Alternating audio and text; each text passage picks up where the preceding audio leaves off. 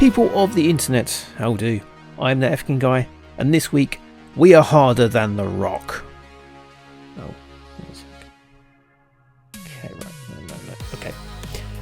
This week, Total Cult Zone presents Harder Than the Rock, a music documentary about the UK's first reggae band, the Cimarons. And I say we were harder than the rock because this week I'm actually joined by not one but two people. That's right, two people have joined me this week. I have two friends. One of them is Mark Plant from 100 Things We Learned from Films, and the other is Joe from Hallmark of Greatness and Damn It Vacant podcast. And as you can tell from the intro to the episode, they are actually harder than the rock. They were absolutely rigid with excitement to review it.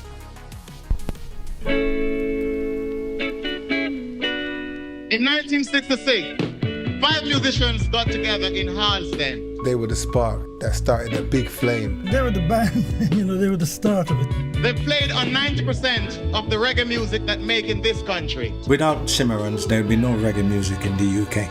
It's like what the Rolling Stones has done for rock and roll. Almost every artist come from Jamaica. You have to work with Cimarons. You name it, they backed him. They backed everybody. Brothers and sisters, they're here with us tonight. Put your hands together for the dynamic Simarons!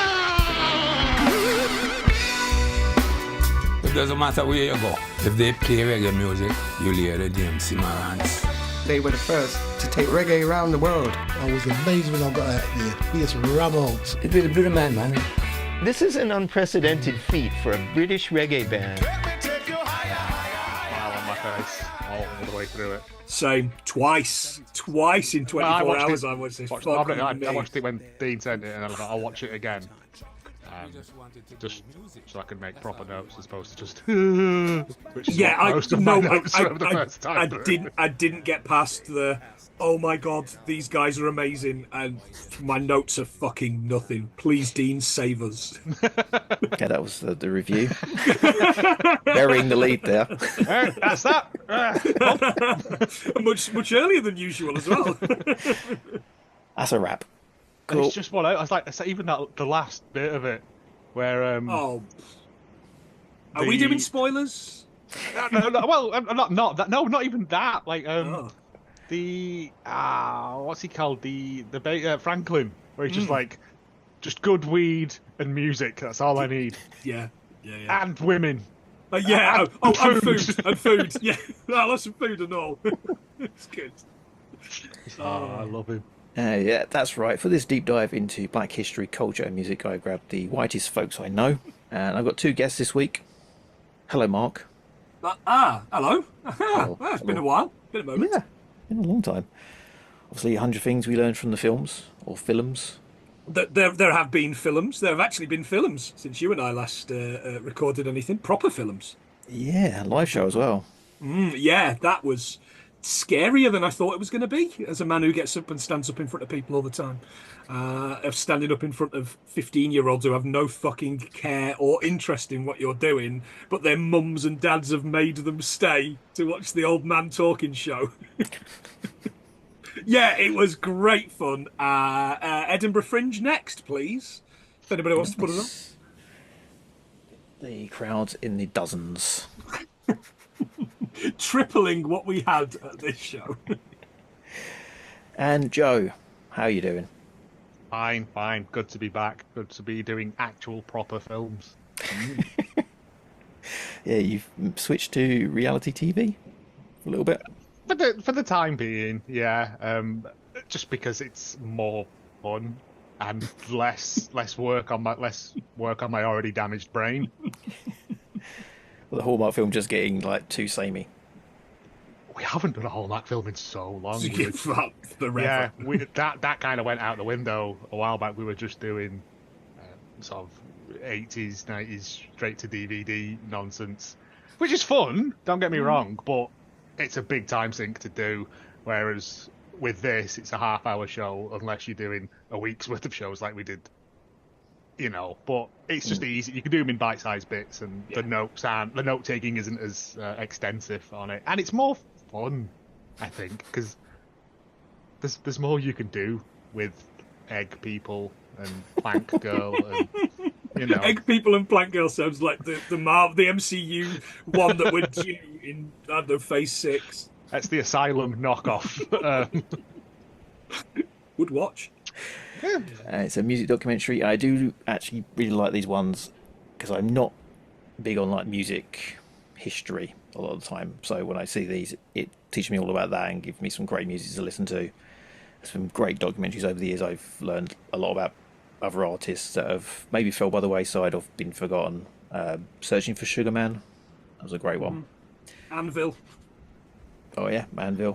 The Mogwai one we did was tremendous because they completely, like you said, fallen by the wayside for me, and it's been an absolute delight to go back in and listen to stuff that passed me by at the time that I brushed off as being not for me.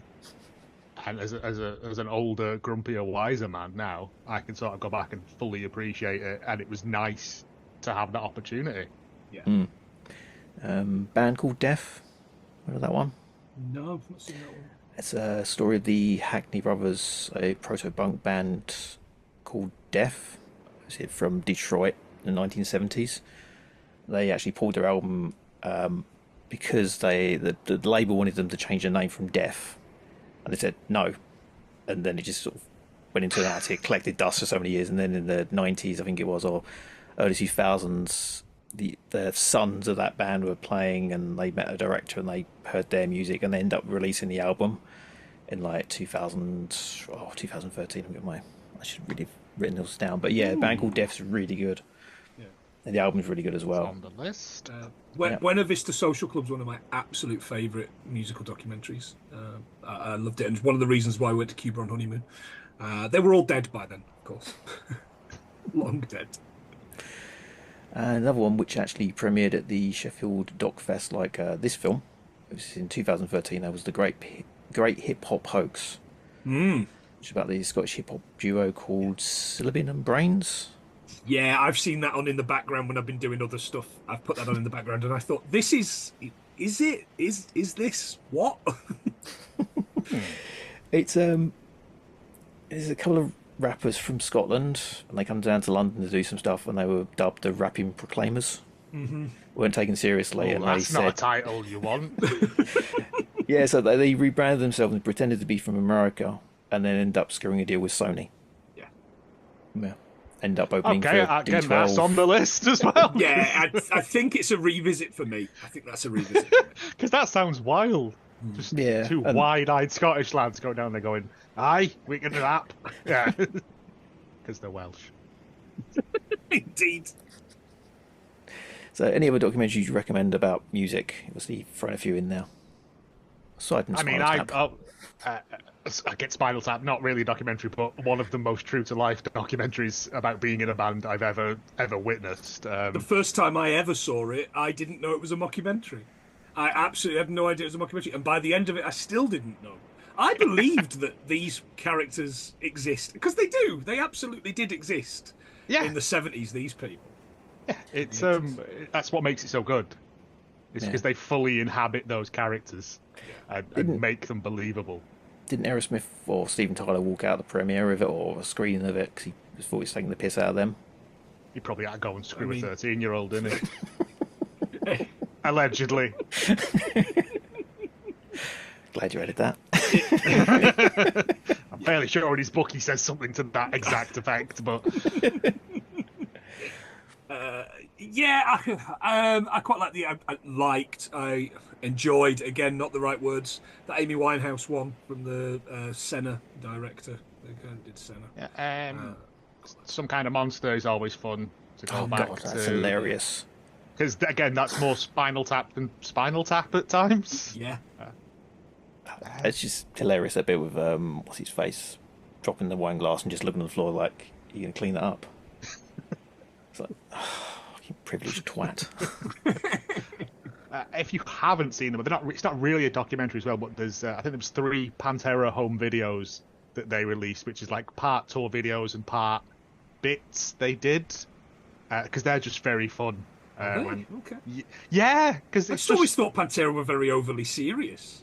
No, Oh, no, right, no, okay. no. There's bits where they get like a gas repairman to come round and they're writing a song about him while he's doing repairs in the house, and it's just because on the road inventing gambling to play. So you remember those balls that used to shake, like the Bumble ball? Yeah. They've got one of them in like a box, and you have to pick it up from one colour, and they're all hammered, and it's just life on the road, but with music videos in there, which is, if you're into that. But the tour stuff is very, very funny because drunken, bored Texans. Okay, let's do a bit of a press release. Harder Than the Rock chronicles the incredible journey of Britain's first reggae band, the Cimarons. Formed by teenage Jamaican immigrants in a London bus shelter in 1967, the band were at the forefront of the reggae explosion in the 1970s. Thousands of miles from Jamaica, they brought excitement, experimentation and sheer anticipation to black British youth, connecting them to the roots and identity through their powerful music. Simarons collaborated with industry legends such as Bob Marley, Toot and the Maytals, Jimmy Cliff, Lee Scratch Perry and even Paul McCartney. Despite the significant contributions, the band have been largely under-recognised for their music, impact and legacy. The film poignantly captures the history and follows their final chapter, when despite losing their beloved drummer Maurice Ellis to cancer, spoilers, they dream of performing to live audiences one last time. So I'm relying on you two guys to bring the reggae knowledge on this, because mine kind of starts and finishes with Bob Marley and UB40. One of those things is not like the other. Yes, indeed. So how familiar are you guys with the Cimarons? Any knowledge at all? Not at all, not even slightly. I'm fairly sure I will have heard them on a comp at some point, same.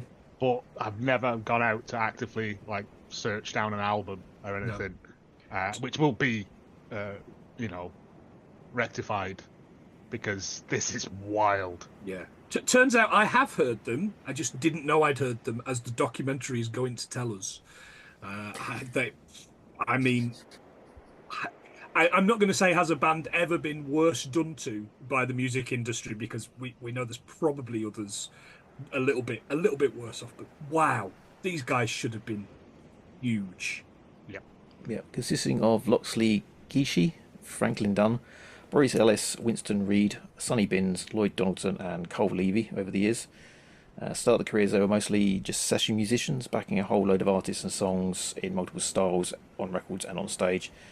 They were touring the country, doing 2 shows a day for multiple artists at some points, doing all sorts of stuff, so jazz, soul, and then when reggae took off, they covered loads of those guys. I did the backing band for them. Released loads of singles, which you may not have known about. One of the singles they released got to number 4 in the charts, or the UK charts as well. I actually knew of, although not the ska version. Was this the song you were talking about? Snoopy and the Red Baron? Yeah, absolutely. Yeah, I've heard that so many times. And again, I think probably a couple of different Trojan compilations I've heard that on. Maybe not Trojan ones, because I think it was under Starfire, wasn't it, Records? That particular one. Yeah, that was what they were known as the Hotspots. The Hotspots, that was it. The Hotspot All-Stars. Mooncrest, it was. Yeah. Yeah, and they sort of supported loads of acts, had never got the name on the cover, but they were on the B-sides, which were a lot of them. They just had the instrumentals on the B-side, so they were credited as the Cimarons on that side, or the Hotspots. But never got any royalties from anything. No, absolutely not. As we found out, they had no representation. And it's one of those, you kind of go, oh, lads. Yeah, but doing it for the music and the joy of it, and that's great. Until it comes to later in life and people start forgetting you. And you've got to take a 9 to 5 when you were the original UK, the people that brought reggae to the UK essentially, and you're driving a taxi. Yeah, or you're cleaning an office, and I think the line that he says is, "I'm not a cleaner. I'm a singer, but I clean." And I was honestly started to choke up, and it only went worse. It only got worse from there, really. Again, it's an incredibly well-paced documentary. It's beautifully moving at parts as well. It really is. As we said before we started, I sat watching this with a big dumb smile on my face for the vast majority of it, because the joy they have for playing together it radiates from the screen. It really does. And then when you get to the end of it and you know things are going to happen, you're kind of like, well, no, please don't, but such is life. So yeah, when reggae did take off, they went on full on with that, started being themselves on stage. First reggae artists to tour a lot of countries, places like Japan, Thailand, and Ireland. And not to forget West Africa, including Burkina Faso, which I got a kick out of as a Simpsons fan. Yeah, I really like this bit with the 8mm footage from the shows. Love that. It's one of those things. A lot of people don't have the footage from that era. So a lot of the documentaries I've mentioned before, it's like you don't have that. You have like photos. This is the first one I've seen really with like loads of 8mm footage from the concerts and shows. Obviously no sound to it, but it's got the music they're playing over it now, and a lot of live stuff they're doing with a new singer, which was quite good. But yeah, he bought what I would have said was kind of like the original sound back, didn't he? The original singer, I know you'll have his name. I've got it somewhere a little bit further down my notes. Winston Reid. Winston Reedy, yeah. So he's got a particular sound, and this new guy who I haven't noted, but he mimics his voice fantastically. You wouldn't know there's a difference. Well, as he says, isn't it? He said like it's incredibly big shoes to fill but it rounds it out. He's got tremendous voice. The whole thing is tremendous, but it is just that thing of watching it. You're going, you've done all this, you did all this, you played Japan, you brought reggae to Japan, because that bit of footage of all them rockabilly dudes, Japanese rockabilly dudes dancing outside, I was like, I didn't even know this was a thing. But then they're like, Japan, it's huge. Silly. Oh well, it's having since like Japan takes Western things and Japaneses them up. Yeah, that's right. Yeah, not but it's like the first night it was rammed, and then they went, "Can you come back next week?" And they were like, "Yeah," and it was like no one could get in. It was there was queues out the door for thousands of people. Come to see them. Yeah, and it's wild thinking about it because there's 5 lads from Brent, basically. Halston. Halston. Yeah. Who practiced in the youth club there. Yeah. Like it's such a great story. It's really romantic. Like it is kind of why we all loved music as kids and probably tried to do some music. Some of us much better than others, of course, Joe. That's kind of you look at it and you go, these will be, and these guys have been friends for life. And that's the kind of the part of music that I guess you don't really see. Because normally, I think if the fame had happened, would they have still been friends? Because money does strange things to people. Yeah. Even with the singer going off and doing his thing, Winston Reid and like getting his own success, he's still welcome back into the reunion show, and there's no real feeling with him. Yeah. That again, that made me well up a bit when they're like, "Come on and do a song." Yeah. Any other documentary, I think I would have gone, okay, that seems to have been a little bit shoehorned in. That seems to have been a little bit It didn't feel that way here. It just felt like it was still, it was a dirty little club with like 200 folk in it, and one of them was the guy that used to sing with them. And he got up and he was like, I don't know if I still know the words. And word perfect, of course. Ever the showman. But it's that, like, the people, first reggae band in Vietnam or whatever? Thailand. Thailand. Yeah, Thailand. Like, I was like, again, not renowned as a reggae-oriented country. And then they went, and Ireland. And I was like, okay, now what's happening? Absolutely. Yeah, I always wondered why Guinness was big in Jamaica. And so that's now the Simarons as well. I assume that they must have got, I don't know, 0.5% of every Guinness sold. If they've got a better guy running it, they might have done. Don't they have like the export ones where there's no actual percentage on it? I know Nigeria has its own. Nigerian Guinness is varies depending on which Nigerian brewery you get it from. Yeah, if you've had they're it, all you'll under know. license. Yeah, they're all under Because license. it will knock you on your bottom. Yeah. Well, I always used to drink. I remember someone giving me a bottle of it once and going, "This tastes strange," and they went, "Yeah." I was like, cheers, thanks. Have another 2 if you can. No, but again, just like them going to do that gig in Ireland, and just the stories of it, of like him walking past the cop with the joint, and he's like, "Someone gave it me, officer. I don't know," but and just kept walking. Just kept walking. What are you gonna do?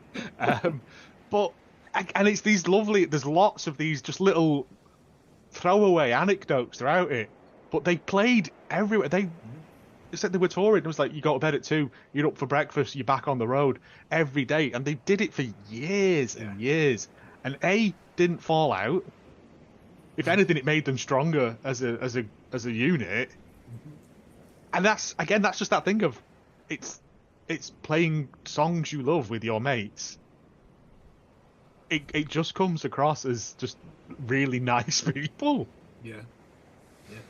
Who also managed to get approached by huge artists. You know, you mentioned at the top of the show, Dean, Paul McCartney.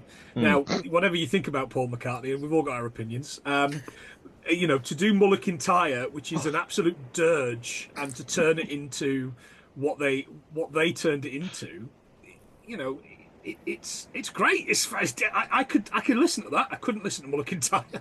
I could listen to it, but it does sound a bit like, I don't know, like a bad Easy Dub All Stars sort of.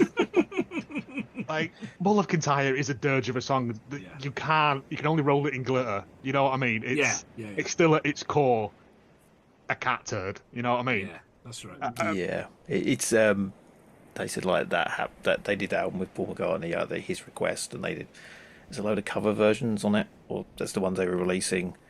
And those songs were terrible compared to the original stuff. Yeah. This is going to be our break into the big time. Nobody wanted it then, and I don't particularly want it now, when I can go listen to your actual albums of good reggae and roots. But I guess you've got to water it down for the white people. Yeah, Paul McCartney, he was well-meaning. Oh, I believe he was acting with the best of intentions. Him and Linda. She's like, I put the radio on and I heard reggae and I loved it. And I was like, yeah, that's how everyone comes across it. Yeah, that's how it happens. Yeah, that's right. Yeah. Like, you go, what is this? It's great. It's making my body move in unwhite ways. It's making me feel. Yeah, they delve into the rock against racism stuff with Eric Clapton being a dickhead. Yep. They started touring with The Clash, Generation X, and did a major tour with Sham 69, which is wild.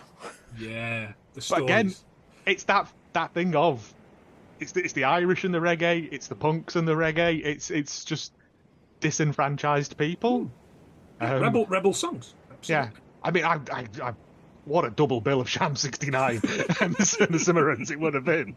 Like, here's a load of songs about being a Cockney. Here's songs from the island. Yeah, as I said, like with Paul McCartney, the big time was calling them, and it didn't happen. And then they started going downhill, and people were kind of like, "Well, the songs aren't as good as they used to be, or didn't have the same feel." And that's when the downfall really of the band eventually split up. And then the last third of the film is their big comeback and talking to him now and introducing a new singer and well, but it's also interspersed all the way through with a sort of I would say live performance in an abandoned like brick factory or something. Yeah, it does look like that. But it's great. It's they go and record new stuff because they found a hard drive with songs on it, but it's all labelled weird. Yeah, and the guy whose hard drive it was and who's labelled it all up is living in Jamaica and does not give a shit. No, he's like, I'm gardening, mate. Leave me alone. With a machete. Yeah, but it's the fact that they got together. It's that bit. I think as COVID happens and they're in that tiny room, the bass player and the guitarist just having a little quiet jam together, and it's just a lovely moment that's caught. Yeah. And I genuinely, I think I love this more than the Mogwai one. Just because they're such like personable people. They're not bitter about it. And not just that, but I think the director, Mark Warmington, gets us so close to the band that it makes us feel like we're in the room with them. And that isn't easy to do. So, absolute credit to this guy for the work that he's done here in making us feel like we're almost one-on-one with these guys, having this, asking the questions ourselves. And that's so tough to do in film. It felt like we were in a room full of smoke.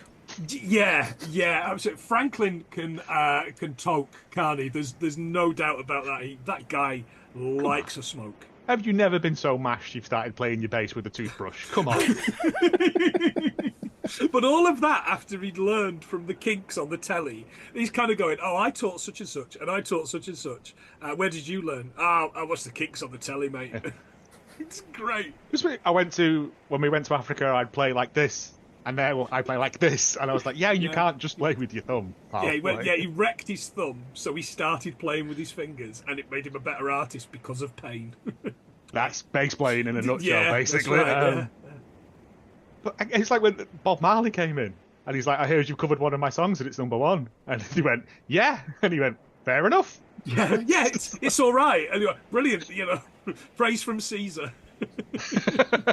Yeah, because they toured with him, and it was billed as Bob Marley and the Wailers.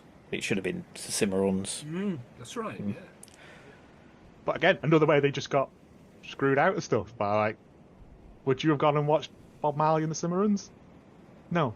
Yeah, that's right. Interchangeable, isn't it? Like back then, it would have been like the because this period of time, like that 70s, 80s sort of thing, is one of those bits that I wasn't there for it, but it holds a great fascination to me because things changed so rapidly in Britain, and the fact they reference like the National Front and all of that stuff that people had to go through. People were brought over here under false pretenses, basically, and like they found each other. They made these communities. They brought their home with them, and it's so much better for it. And this, it's still prevalent to what's going on today and things like that, but it was just the fact that when you look at their shows, it wasn't just Jamaican people. There was white kids in the crowd. There was old people. Like it's something no one had heard before. And the connection between the Irish community and the West Indian community, obviously you've got that. But what they say is, Kilburn as one place was predominantly Irish, and then over the years it became mixed, and we all live together because it's just what we do. Yeah, there's that great shot of some Irish guy fixing his car while a load of Jamaican lads are just watching him. That's right. That's great work. Probably don't put that there, mate. Yeah. But it's just people getting on with their lives and trying to help each other as best they can. And I mean, it was when they went, the music styles might be different, and it cuts to a load of Irish people in a pub, and then it cuts to them doing like, not dub, but like, and it's like, they're not similar at all. No, absolutely not. And then towards the very end, I think General Levy was a great addition on this. General Levy's always great quality when he's on anything, but when he's on it and he's going, Jamaican, Irish, it's all the same, innit? And I was kind of like, no, it isn't, mate. Cool. So big recommend from both of you? 100%, absolutely. Yeah. For me, and without meaning to get too political, I don't think this film could have come at a better time for the UK, certainly for me personally, to kind of reignite my love of reggae, and not reignite because I'm always doing reggae stuff and ska stuff, but to reignite kind of my passion for anything Jamaica, West Indian, from cricket to music to food. And this covers it all. And we are not, obviously we're stopping 2/3 into the film. We're not going to give away any of the stuff that happens. You've got to go away. You've got to find this in the cinema. You've got to watch it on the big screen, the best sound that you can, and just take some fucking tissues. Really do. Yeah. it is a tremendous documentary, like Mark said, of feeling like you're in the room. It is a proper fly on the wall, thing, but you're not intrusive, and it's a great story. Like, it's a shame that this happened to them, because the music they produced and the people that they made stars, is a shame that they never got. It's nice that they're getting the recognition they deserve now, but I feel like it's too late for a lot of them, because they're old men. They ain't going to be doing 80-night tours. You're going to be lucky if you get them in your town, and if you do, go and see them, because I am looking now. If they do, I may even venture down if they do London or something, just because it's really good. I've been listening to the albums I've been able to find on Spotify and places, but it's just, like I said, reignited that love of reggae and roots and dub and all of this stuff that I've kind of not forgotten about, because it's always there, but just got back into it because it's just so good, and the songs like through it, I've been humming all day. Like, it's was it Ship Ahoy? Yeah, Ship Ahoy is he's such a like a brainworm, really is, earworm rather. And I'm like, oh god, I bet the Dropkick Murphys have covered that, haven't they? Of course they have. Okay, thank you for both coming on and having fun. No, thanks for having us. Look, just go and get this, watch this, however Find you can, support this wherever you can. Yeah, because you won't be disappointed. Yeah. It's 90 minutes, if that, and it feels longer, but not in a bad way. Absolutely. Because it's a beautiful film, a beautiful story, and there's some absolute banging tunes in it. What do you want? Ship ahoy, yeah. Ship ahoy, ship ahoy, ship ahoy, ship ahoy. As far as your eyes can see, men, women, and baby slaves coming to the land. Plugs. Who was go first? I didn't do it. You can find me and Planty, actually, on Hallmark of Greatness, where we're currently going through reality TV shows and possibly quiz shows and that at some point. Just for fun. There's no real plot or reason or rhyme to any of it. It's eye-opening. It's quality podcasting. Yeah, if you want. I'm at 100 Things You Learned from Film, pretty much wherever you get podcasts and things like that. Me and my co-host John, we cover a different film every week, try and learn 100 things.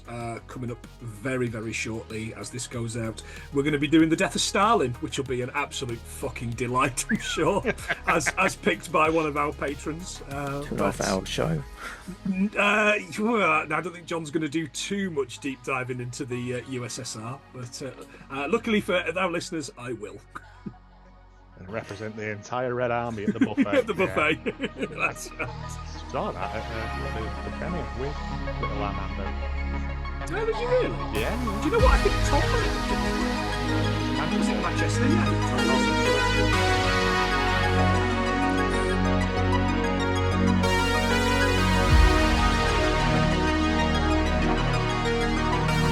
Thanks for tuning in, everybody. I have been the African Guy. This has been Total Cult Zone Presents Harder Than the Rock. You can find out more about the show and me at totalcultzone.com. The film is released on the 3rd of October. If you go to harderthantherock.com, there's a list of dates on there where it's showing. Limited release, but definitely worth checking out if it's in your area. There's a few live Q&As on there as well. So harderthantherock.com, go watch the film, enjoy it, and I'll see you next time.